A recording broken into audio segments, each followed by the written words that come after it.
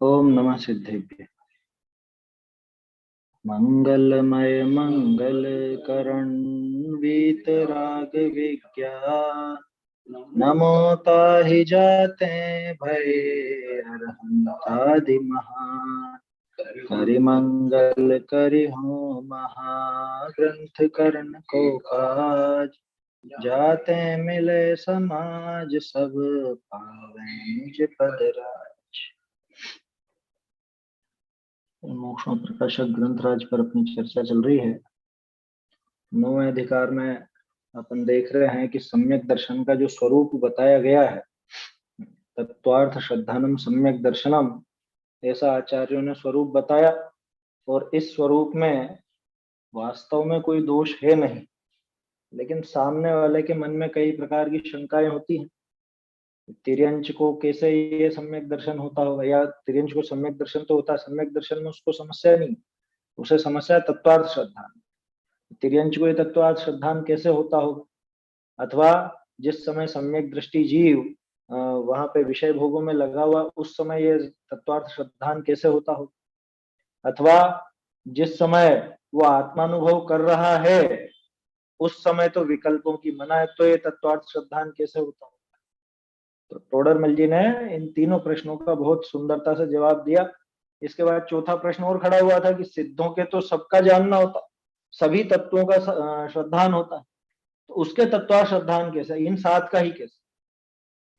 तो सब में अव्याप्ति दोष उसको लग रहा था, लेकिन वास्तव में इनमें अव्याप्ति दोष बिल्कुल भी नहीं है इस लक्षण में, क्योंकि तत्वार्थ श्रद्धान प्रतीति का नाम है, कोई विचार का नाम तो है नहीं, या कोई नाम सीखने का नाम तो है नहीं जो तिर्यंच के ना हो, या विकल्पों का नाम तो है नहीं कि जो निर्विकल्प दशा में ना हो।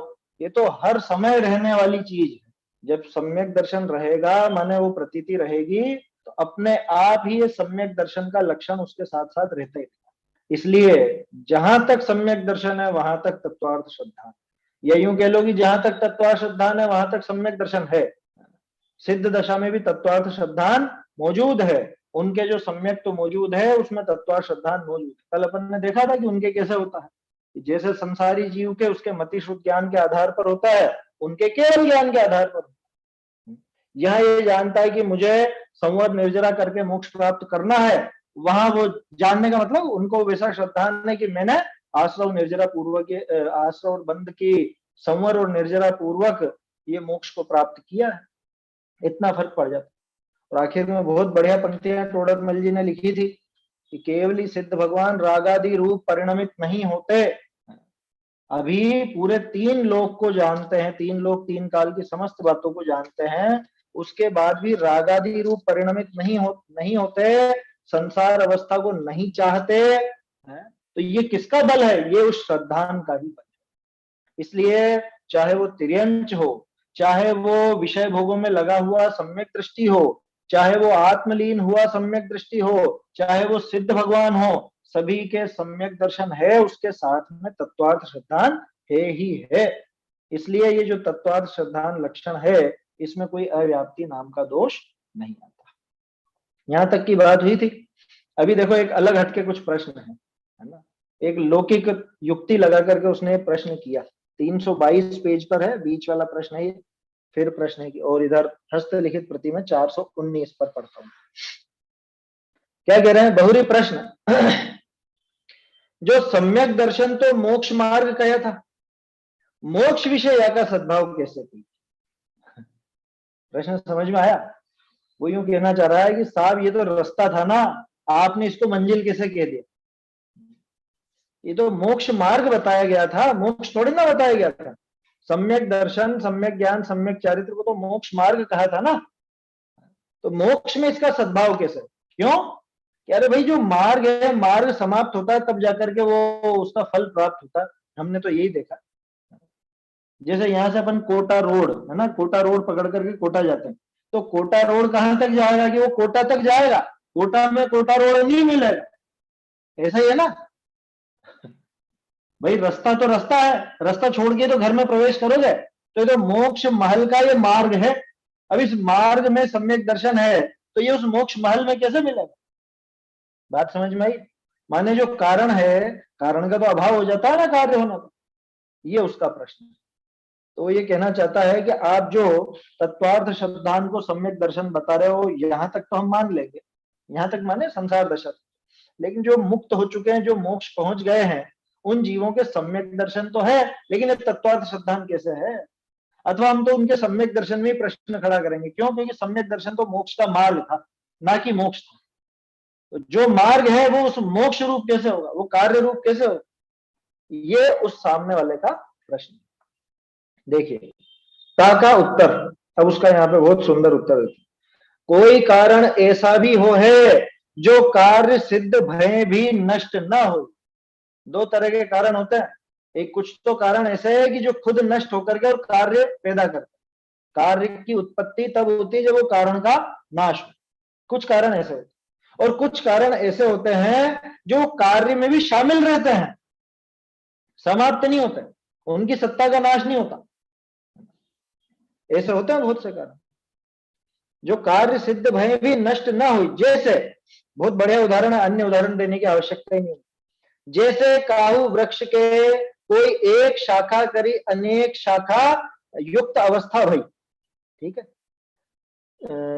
तिसको होते हैं वह एक शाखा नष्ट न हो है। कितना सीधा सा उदाहरण है। कोई पेड़, जैसे धीरे धीरे एक पौधा बड़ा होकर के पेड़ बनता, अब उसमें से एक डाली फूटती है, ठीक है ना, अब उस डाली में से अनेक शाखाएं निकलती, छोटी छोटी टहनियां और बहुत सारी वो डालियां उसी के अंदर से एक ही बड़ी शाखा में से निकल जाती है ना। तो विविध प्रकार की अनेक अनेक प्रकार की अनेक डालियां, शाखाएं, टहनियां, वो सब युक्त अवस्था उसके हुई है, किसमें से? उस वृक्ष के किससे हुई वो अवस्था? उस शाखा से। तो ये बताओ, जब वो अवस्था हुई, तरह तरह की टहनियां, डालियां और वो सब चीजें लग गई, तो उस शाखा का नाश हो गया? उस शाखा का नाश नहीं हुआ। ध्यान रखना, पेड़ में ही दोनों तरह के उदाहरण मिल जाएंगे आप। जो फूल होता है फूल, वो ही फूल फल बनता है ना। तो फूल रूप अवस्था का तो नाश हुआ और फल बना, तो ये तो हो गया पहला वाला उदाहरण। कौन सा? कारण का नाश होकर के कार्य की उत्पत्ति हो।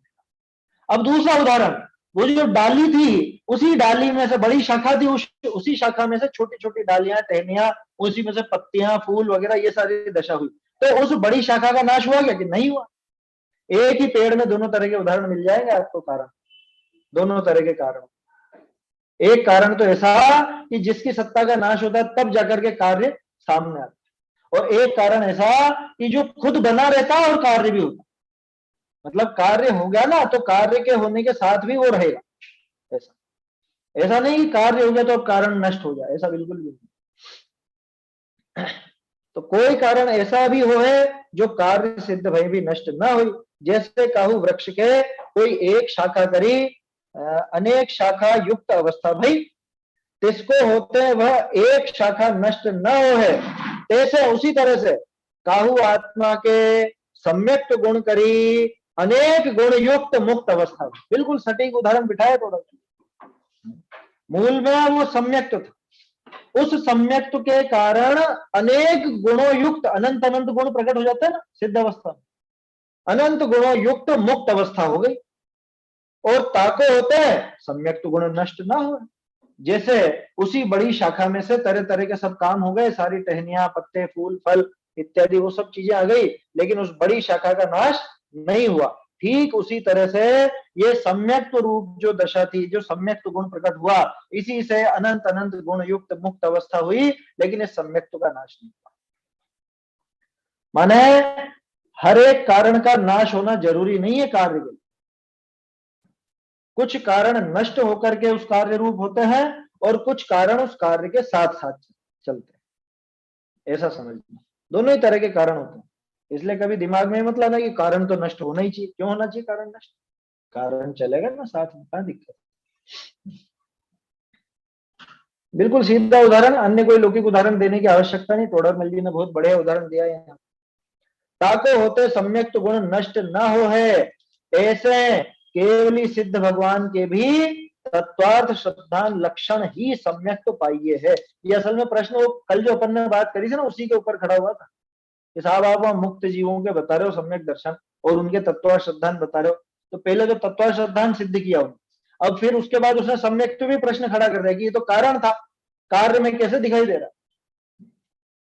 तो इस तरह से जो केवली सिद्ध भगवान है उनके भी तत्वार्थ श्रद्धान रूप सम्यक ही पाया जाता है। तत्वार्थ श्रद्धान जिसका लक्षण है ऐसा सम्यक तो पाया जाता है। ताते तहा अव्याप्ति पनो नहीं है। सारे के सारे लक्ष्य कवर हो गया ना, कोई लक्ष्य छूटा तो नहीं। वो जो संगी पंचेंद्रिय तिर्यंच है वो भी आ गया है ना, उस तिर्यंच जो सम्यक दृष्टि की भी तत्व श्रद्धान आ गया।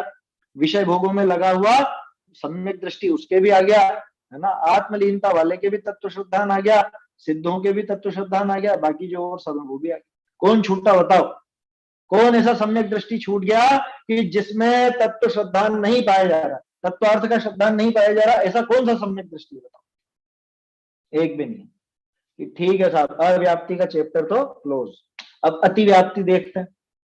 अब पहले इसको समझ लो, अतिव्याप्ति कैसे आएगी इस लक्ष्य में, मतलब कैसे वो सिद्ध करना चाहे। लक्ष्य क्या है अपना?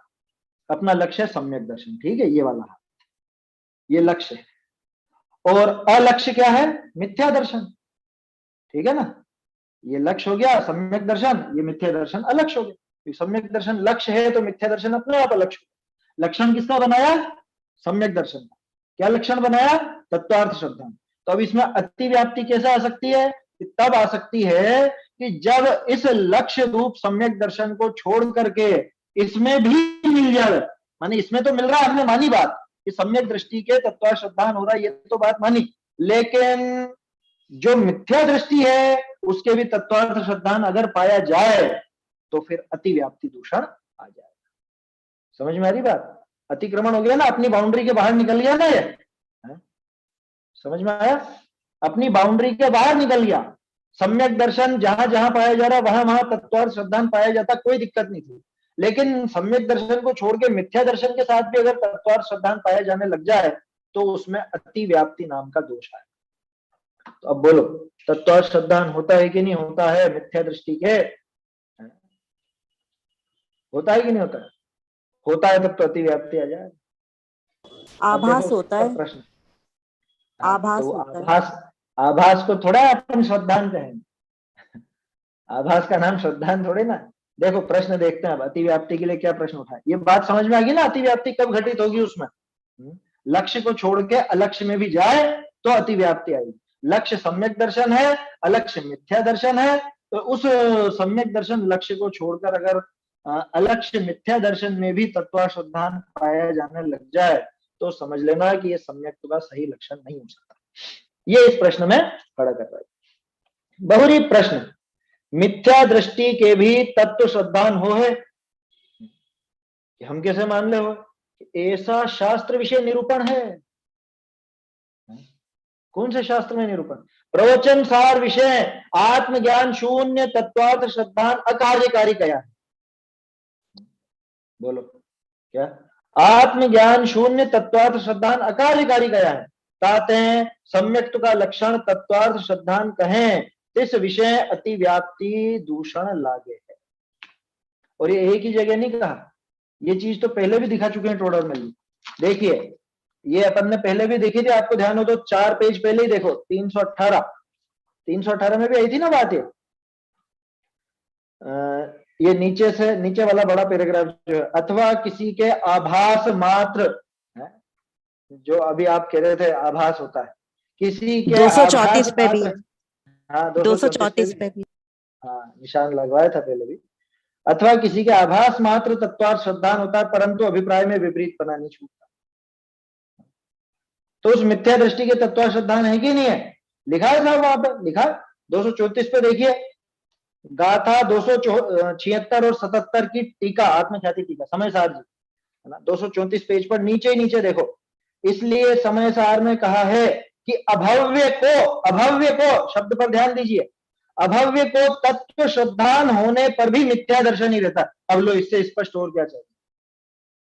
अभव्य जीव के तत्व श्रद्धान है लेकिन मिथ्या दर्शन, तो ये तो पहुंच गया ना लक्ष्य में। सम्यक दर्शन लक्ष्य था और मिथ्या दर्शन अलक्ष्य था, ये तत्व श्रद्धान लिखा तो है वहां पे। अभव्य जीव के तत्व श्रद्धान होने पर भी मिथ्या दर्शन ही रहता है, और प्रवचन सार में कहा है कि आत्मज्ञान शून्य तत्व श्रद्धान कार्यकारी नहीं है, ये बात भी यहाँ पे। बोलो अब क्या जवाब है? तोडरमल जी साहब, आपने जो लक्षण बनाया या आपके आचार्यों ने जो लक्षण बनाया उमा स्वामी आचार्य आदि ने, उसमें तो अतिव्याप्ति दोष आता। ये सामने वाले का प्रश्न समझ में आया? बोलो लिखा है कि नहीं लिखा है? मैं गाता हूं मैं। समय सार जी की तो कोट ही कर रखी 276 शतक उसकी टीका में। अभव्य को तत्व श्रद्धान होने पर भी, माने तत्व श्रद्धान तो उसके है, यानी आपका लक्षण वहां मिल रहा है, होने पर भी सम्यक दर्शन नहीं मिथ्या दर्शन है ही अभव्य, उसको तो होना ही नहीं है सम्यक दर्शन, है ही अभव्य। बोलो अब, हालांकि जवाब वो 218 में आ गया जो भी आपने कहा आभास मात्र, लेकिन वो डिटेल में क्या है उसका जवाब।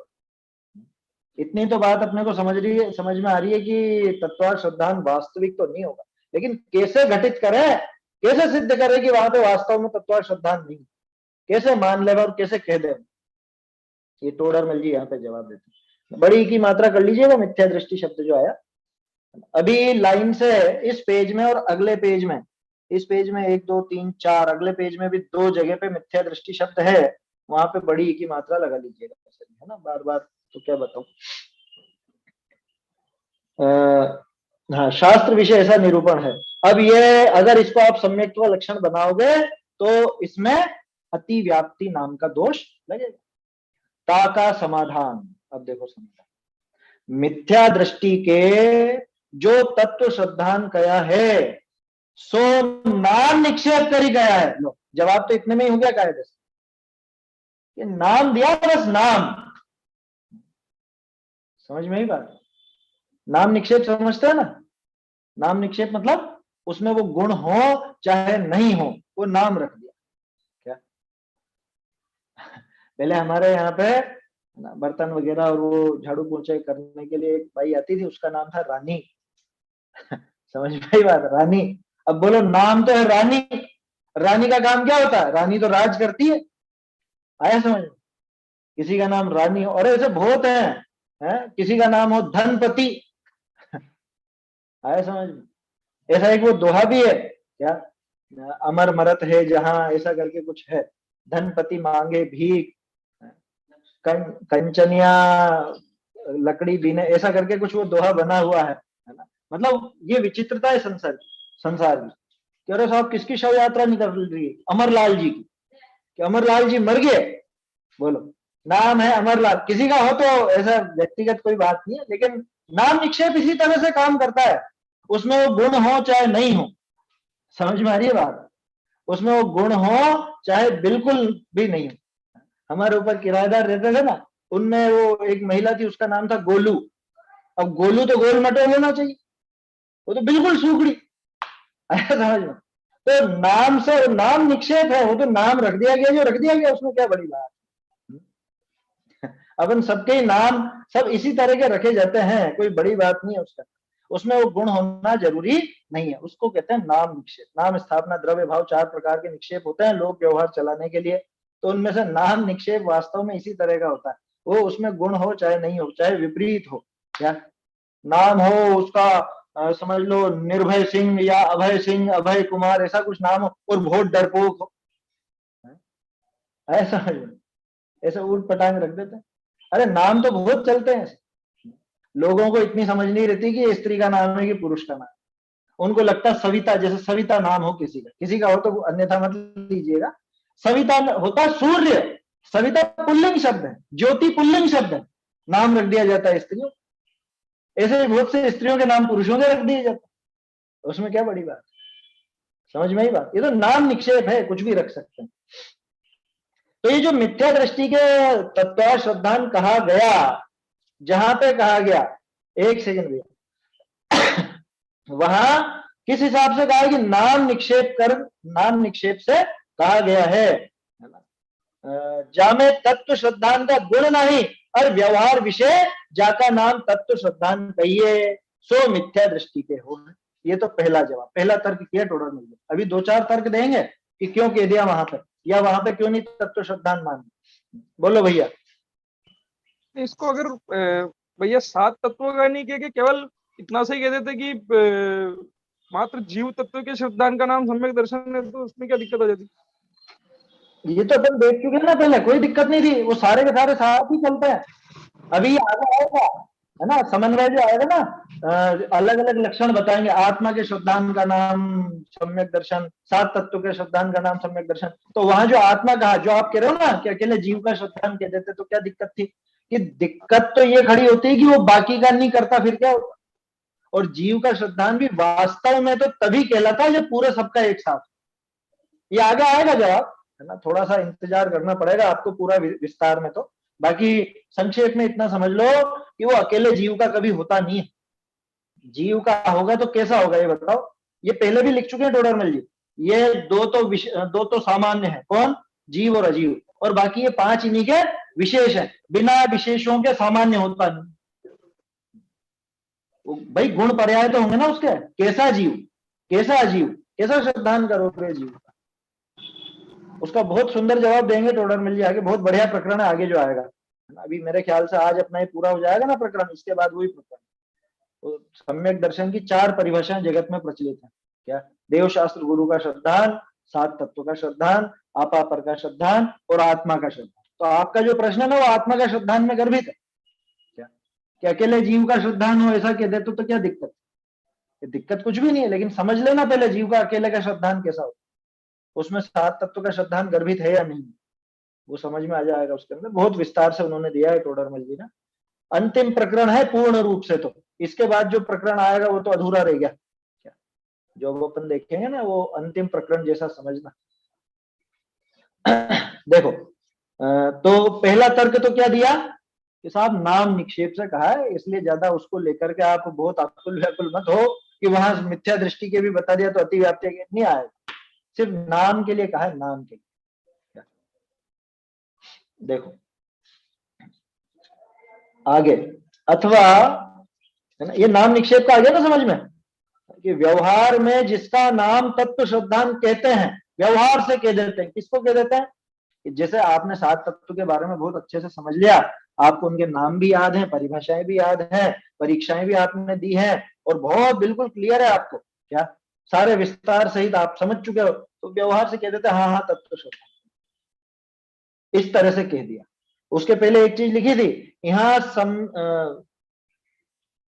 एक सेकंड, हाँ, जहां तत्व श्रद्धान का गुण नहीं, जिसमें तत्व श्रद्धान का गुण तो है नहीं, पूरा लोक व्यवहार चलाने के लिए उसका नाम तत्व श्रद्धान कह दिया, तो वो मिथ्या दृष्टि के होता है ना। और जो असली तत्वार्थ श्रद्धान है, असली सम्यक दर्शन है, वो तो सम्यक दृष्टि जीव के ही होगा। अथवा दूसरा तर्क, आगम द्रव्य निक्षेप करी हो है। आगम द्रव्य निक्षेप माने ये जो अभी अपन ने बात की ना कि वो पढ़ता भी है, सीख भी रहा है और आगे जाके कर लेगा, ऐसा। आगम द्रव्य निक्षेप करी हो, तत्वार्थ श्रद्धान के प्रतिपादक शास्त्रनी को अभ्यास है। ऐसे आगम को, ऐसे शास्त्रों को पढ़ता है जिसमें सात तत्वों का वर्णन है, तत्वार्थ का निरूपण किया गया है। आप तत्व विचार की बात करते हो ना, तत्व ज्ञान की बात करते हो, पढ़ते हो, सीखते हो, तो आगम द्रव्य निक्षेप से आपके तत्व श्रद्धा आया समझ में? अरे उस जीव को ही वो नाम दे दिया जाता है। आगम द्रव्य निक्षेप से आपको राम कहा जा सकता है। कैसे? कि आप राम जी के बारे में पढ़ोगे, वर्णन पढ़ोगे, तो आगम द्रव्य निक्षेप से आपको राम कहा जाएगा। ज्ञान को ही श्रद्धान बोला जा रहा है एक तरह से, क्या? हाँ बिल्कुल सही है आपकी बात, है ना। तो इसी को तो व्यवहार कहते हैं। काम किसका और नाम किसका, ये व्यवहार ही तो, और क्या है, असली बात थोड़ी ना। आगम द्रव्य निक्षेप करी हो है, तत्वार्थ श्रद्धान के प्रतिपादक शास्त्रनी को अभ्यास है, तिनका स्वरूप निश्चय करने विषय उपयोग नहीं लगावे है लोग। क्या कि कोरा पढ़ रहा है वो, उनके स्वरूप का निर्णय करने में उपयोग नहीं लगा रहा। कह रहे तो पढ़ने लोगों को क्या कहेंगे ना, क्या दिक्कत? आपको समय सार कह दिया जाएगा जब आप समय सार का अभ्यास करो। आया समझ? कह देते ना लोग, अरे वो तो समय सारी है, समय सारी माने कि ये तो समय सार का पढ़ने वाला। ऐसा जानना, ये दूसरा तर्क हुआ। पहला तर्क तो क्या था कि व्यवहार से कह दिया हमने, लोक व्यवहार से, नाम निक्षेप से कह दिया कि हाँ इसके तत्व श्रद्धान, किसके? मिथ्या दृष्टि, है ना। और दूसरा, ये उनका अभ्यास करता है, ऐसे ऐसे शास्त्रों को पढ़ता है, इसलिए कह दिया आगम द्रव्य निक्षेप से। आगे देखिए, ऐसा जानना है ना, हो गया ना ये।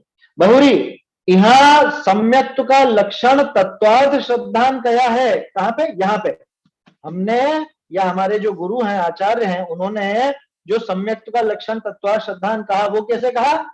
हमने कोई निक्षेप से नहीं कहा, नाम निक्षेप से नहीं कहा, हमने कोई ये आगम द्रव्य निक्षेप से नहीं कहा, हमने तो भाव निक्षेप से कहा। अब ये नाम निक्षेप और भाव निक्षेप में क्या अंतर? देखिए संक्षेप में आपको थोड़ा सा बता देता हूं, चारों निक्षेप किस तरह से काम करते हैं। जिन लोगों के ज्ञान नहीं हो वो थोड़ा सा ध्यान से सुने। नाम निक्षेप तो ख्याल में ही क्या होगा? नाम निक्षेप में तो गुण हो चाहे नहीं हो वो नाम रखते, कुछ भी नाम रख दिया बस, ठीक है। स्थापना निक्षेप, स्थापना निक्षेप माने स्थापना कर दी इसकी कि ये है। जैसे आप शतरंज खेलते हो ना, तो शतरंज में जो भी खेलते हैं मतलब कि ये तो प्यादा है, ये वजीर है, ये राजा है, ये घोड़ा है, ये हाथी है। अब बताओ वो हाथी हाथी जैसा दिखता है क्या? या वो प्यादे प्यादे जैसे दिखते हैं क्या? राजा राजा जैसा दिखता है क्या? सिर्फ एक घोड़ा है जिसकी शक्ल घोड़े जैसी दिखती है। तो वो स्थापना निक्षेप। हम जो भगवान, हम क्या कहते हैं, ये आदिनाथ भगवान है, ये महावीर भगवान है, ये हमने क्या किया? स्थापना ही तो की है। जो पंच कल्याणक पूर्वक प्रतिष्ठा की जाती है प्रतिमा में भगवान की, वो स्थापना निक्षेप ही है। आया समझ में? स्थापना निक्षेप भी दो तरह का होता है, एक तो तदाकार स्थापना, एक अतदाकार स्थापना। तो शतरंज के उदाहरण में दोनों है। घोड़े का जो आकार है उसी को घोड़ा कह रहे हैं अपन, तो वो तो तदाकार हो। और बाकी जो हाथी है, राजा है, वजीर है, प्यादे हैं, वो सब क्या है? वो अतदाकार स्थापना। भगवान की प्रतिमा में भगवान की स्थापना करना वो तदाकार स्थापना, और यंत्र में उनकी स्थापना करना वो अतदाकार स्थापना। वहां पे भी दोनों उदाहरण है, समझ ऐसा। तो ये हो गया स्थापना निक्षेप। तो नाम और स्थापना तो पूरा लौकिक व्यवहार पे चलता है, पूरा लोक व्यवहार। इसके बाद आता है द्रव्य निक्षेप और भाव निक्षेप। द्रव्य निक्षेप में क्या है कि वर्तमान में वो दशा नहीं हो, लेकिन पहले थी या भविष्य में होगी, तो उसको द्रव्य निक्षेप कहा जाता है। जैसे मान लो कोई व्यक्ति पहले टीचर रहा है ना, टीचर रहा हो और अब रिटायर हो चुका, अब 70-75 साल के हो गए, फिर भी मार साहब, उनको मार साहब कह देते हैं कि गुरुजी कह देते हैं, सर कह देते हैं कि अब सर है क्या, अब पढ़ाते हैं क्या? कि नहीं, पढ़ाना तो छोड़ दे उन्होंने। बैंक में कोई मैनेजर रहा हो और अब 60 की उम्र के बाद रिटायर हो चुका हो, अब कुछ नहीं करता, आराम से घर पर आराम करता है, तो अब क्या कहते हैं फिर भी उसको? मैनेजर साहब, चेयरमैन साहब। चेयरमैन वो 20 साल पहले था, फिर भी उसका नाम चेयरमैन साहब चल। एमएलए साहब, अब एमएलए है ही नहीं, वो 20 साल पहले एमएलए था, उसके बाद तो राजनीति छोड़ दी उसने, फिर भी एमएलए साहब। ये क्या है? ये भूतकाल की अपेक्षा, भूतकालीन पर्याय की अपेक्षा उसको द्रव्य निक्षेप से ऐसा किया गया। इसका उल्टा भावी द्रव्य निक्षेप भी होता है। जैसे कोई डॉक्टरी की पढ़ाई कर रहा हो, तो डॉक्टर साहब क्या हो, कैसे हो, पढ़ाई कैसे चल रही, नहीं पूछता, उसके परिवारजन मित्रजन। हम लोग जब पढ़ते थे तो हमको पढ़ते समय पंडित जी कहने लग गए थे, शास्त्री कहने लग गए थे क्या, जबकि 1-2 साल ही हुए हो तो भी ऐसा कह देते हैं, उसमें क्या बड़ी बात। जो काम करने वाला है या कर चुका है उस अपेक्षा भी वो नाम दे दिया जाता है, उसको कहते हैं द्रव्य निक्षेप। तो उसमें इतनी तो सच्चाई है कि ये चीज पहले थी या आगे होगी, इतनी सच्चाई तो है उसमें। और भाव निक्षेप ये बिल्कुल असली वर्तमान में वो जो कर रहा हो उसी हिसाब से उसको नाम दिया जाता है। जैसे जिस समय वो पढ़ रहा हो उस समय उसको विद्यार्थी ही कहें, आया समझ? जिस समय वो खेल रहा हो उस समय विद्यार्थी नहीं कहेंगे, यार अभी 2 घंटे पहले तो तुम विद्यार्थी कह रहे थे इसको, कि उस समय पढ़ रहा था इसलिए विद्यार्थी कह। अब क्या कहेंगे? अब खिलाड़ी कहेंगे, अब खेल रहा है तो खिलाड़ी कहेंगे। समझ में आई बात? जब वो वही अपने साथियों को या छोटों को पढ़ाएगा तो हम उसको शिक्षक कह देंगे, उसे अध्यापक कह देंगे। समझ में आ रही है बात? ये है भाव निक्षेप। भाव निक्षेप मतलब एज इट इज, वर्तमान काल में जो स्थिति है उसी के आधार पर कथन करता है, उसको भाव निक्षेप कहते हैं।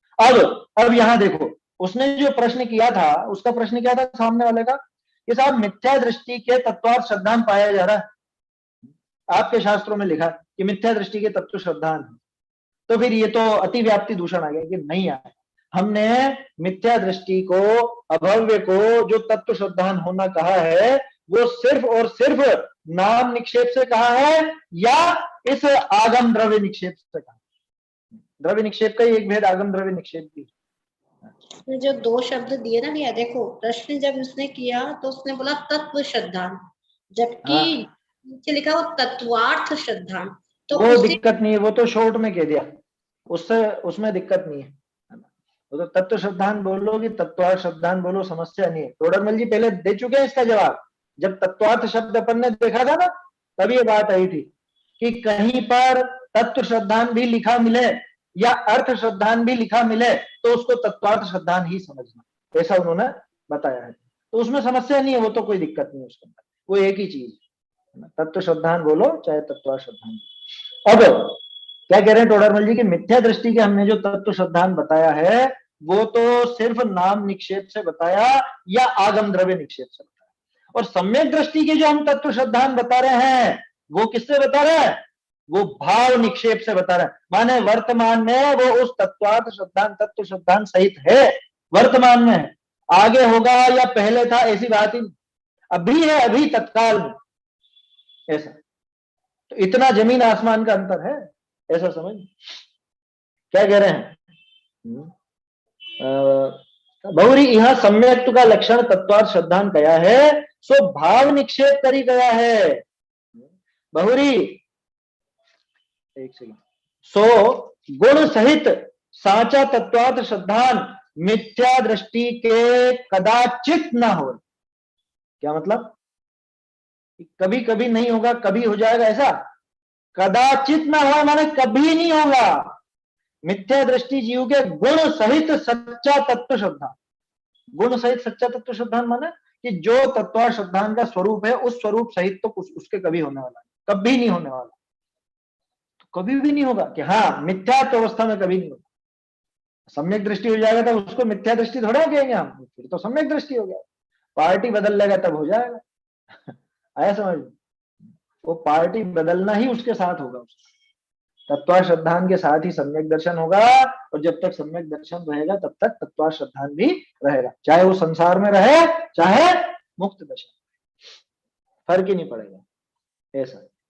बहुरी आत्मज्ञान शून्य, ये वाली बात उठाई थी ना उसने प्रवचन सार जी की पंक्ति, आत्मज्ञान शून्य तत्वार्थ श्रद्धान कया है, तहां भी सोई अर्थ जानना। कौन सा, ये पूरा नाम से कह दिया था, उसमें था नहीं, उसमें वो लक्षण नहीं थे, तत्वार्थ श्रद्धान के लक्षण थे नहीं, कोरा नाम से कह दिया था।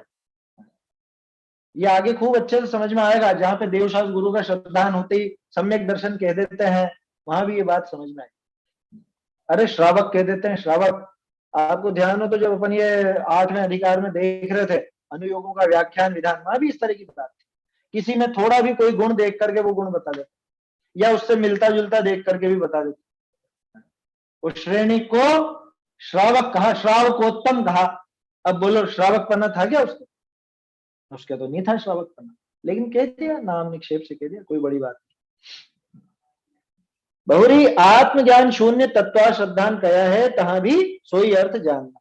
साचा जीव अजीव आदिक का जाके श्रद्धान होई, ताके आत्मज्ञान कैसे ना होए, बताओ, कि जिसके सच्चे जीव अजीव आदि का श्रद्धान होगा उसके आत्मज्ञान कैसे नहीं।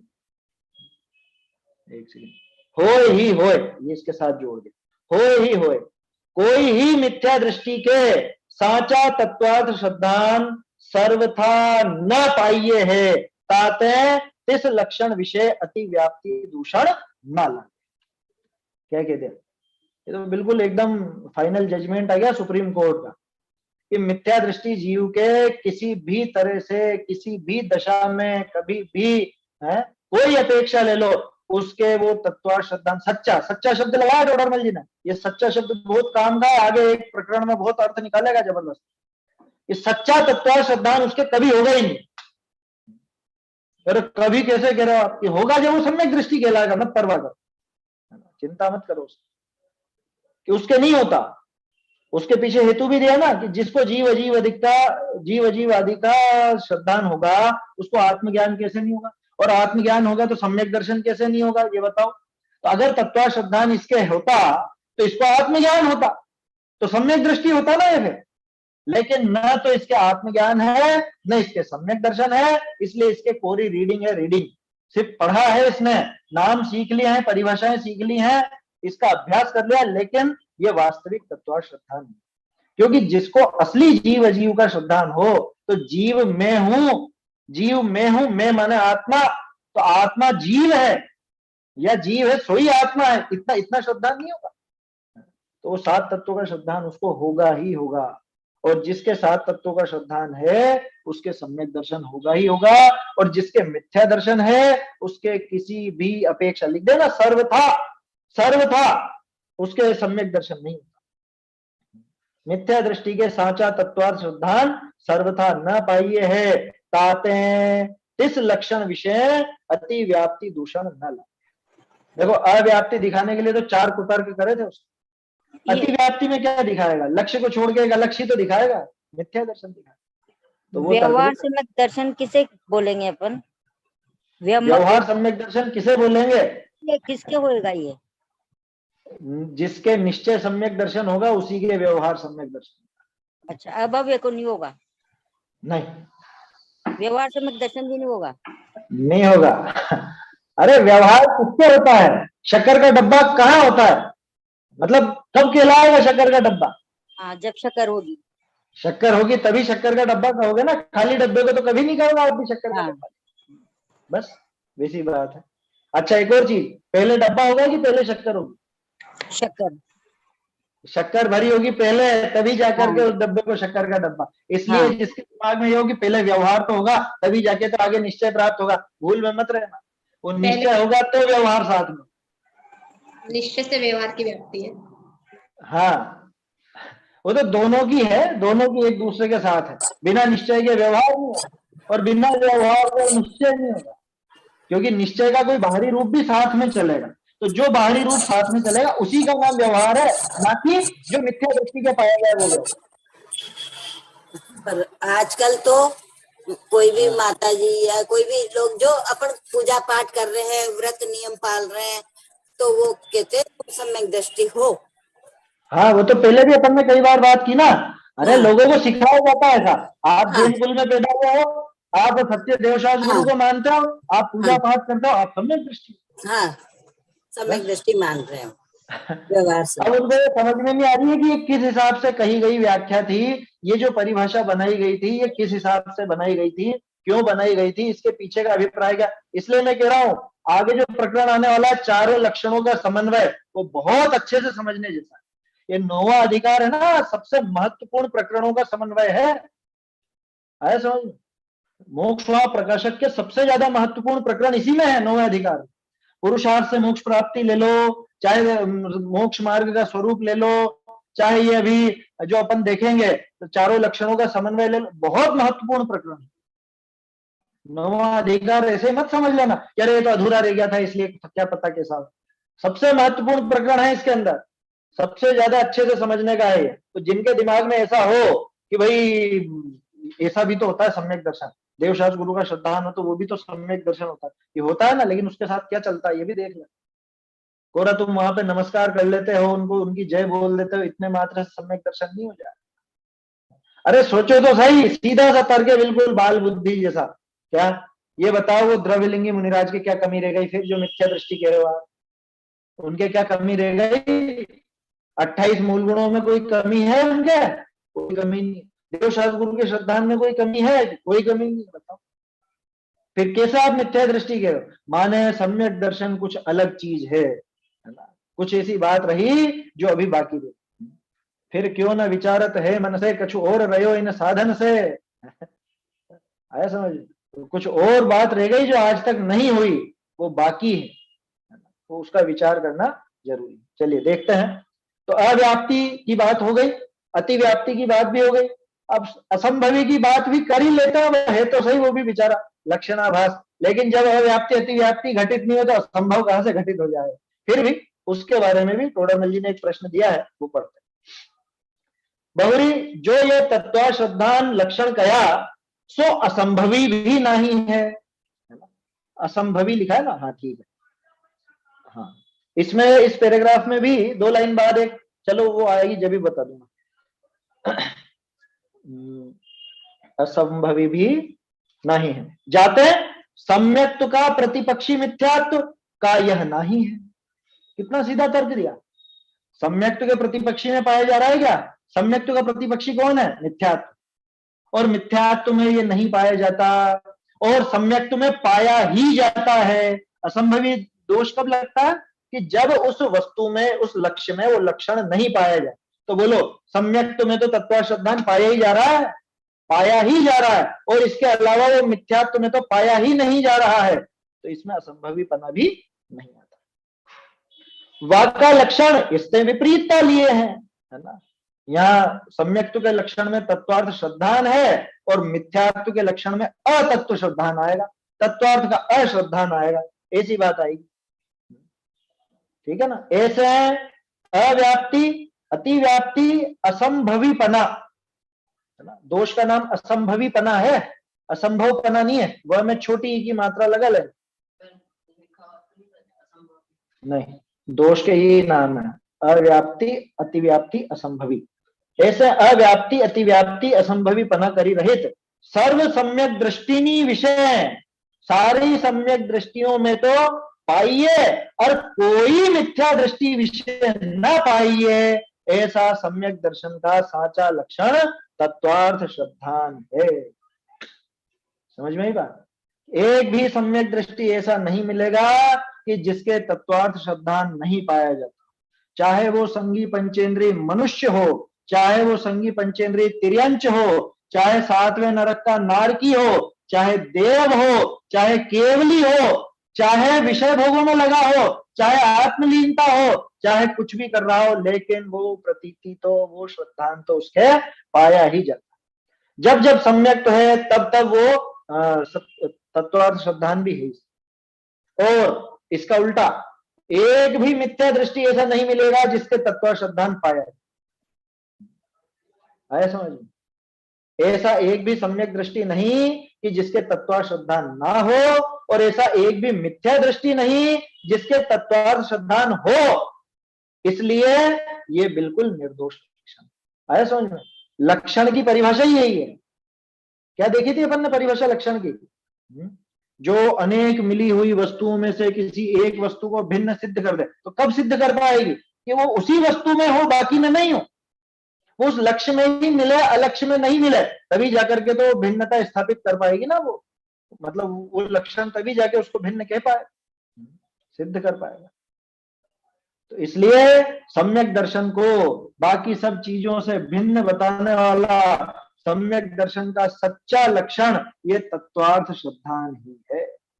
सच्चा लक्षण यही है कि तो देवशास्त्र गुरु का श्रद्धान क्या झूठा लक्षण है?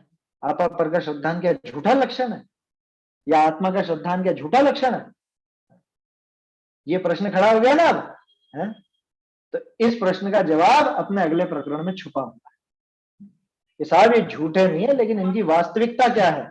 इसको ये कह सकते हैं भैया कि इनको तत्वों का यथार्थ ज्ञान तो है पर प्रतीति सही नहीं है। नहीं है, यथार्थ ज्ञान नहीं कहना कभी भी। यथार्थ ज्ञान तभी कहलाएगा जब यथार्थ श्रद्धान साधन। कोरा ज्ञान है अभी, शास्त्र के अनुसार जो पढ़ा है कोरा ज्ञान है, बस जैसा पढ़ा वैसा ज्ञान है, वो यथार्थ नहीं है। यथार्थ शब्द का अर्थ समझो।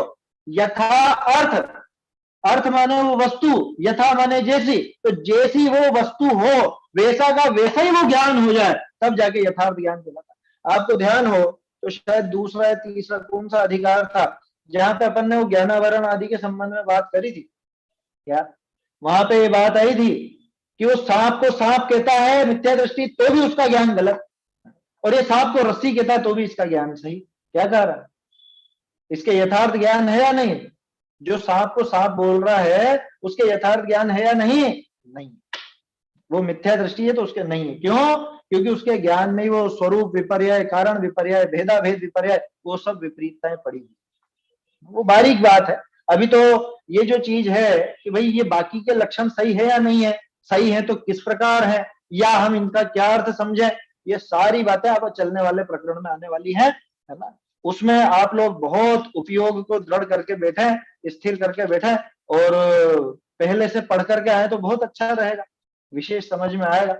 बाकी तो जितना मुझसे बन पाता है। चौथे अधिकार हाँ, चौथे अधिकार नंबर 85। हाँ हाँ हाँ, वहां पे अपन ने सुधार भी करा था कुछ, है ना। 85-86 पेज नंबर, 86 पेज है, आगे ध्यान दीजिए, 86 पेज पर वो 85 प्रकरण है। 85 पर 85 पर है, अच्छा।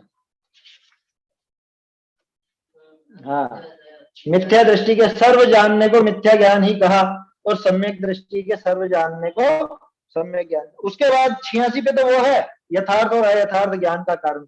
वहां यथार्थ यथार्थ का अर्थ देखा था कि ज्ञानावरणी को कारण क्यों नहीं कहा उसमें, दर्शन मोहिनी को कारण क्यों कहा, ऐसा जवाब वो 86-87 पर।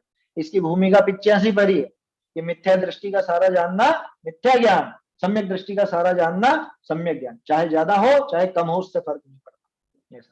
तो बहुत सुंदर प्रकरण आने वाला है ये, सम्यक्त्व के विभिन्न लक्षणों का समन्वय, है ना। और मेरे ख्याल से शायद आखिरी प्रकरण है, हाँ बस आखिरी प्रकरण जैसा ही है, क्योंकि बाद में तो भेद और वो स्वरूप आएंगे, वो तो अधूरा रह जाएगा। चलिए, है ना। हाँ, एक सूचना है, वो शाम को जो अपन पढ़ते हैं आत्मानुशासन का, 2 दिन तो अलग लिंक थी, अब जो पहले लिंक चला करती थी डेली, वही लिंक से जूम पर या यूट्यूब पर उसी से रहे, तो परेशान ना हो, वो पहले वाली लिंक काम करेगी रेगुलर जो अपनी चलती है। निज निधि निज में बताई यह अनंत उपकार है, इसके लिए जिन वाणी माको वंदना शत बार, वंदना शत बार।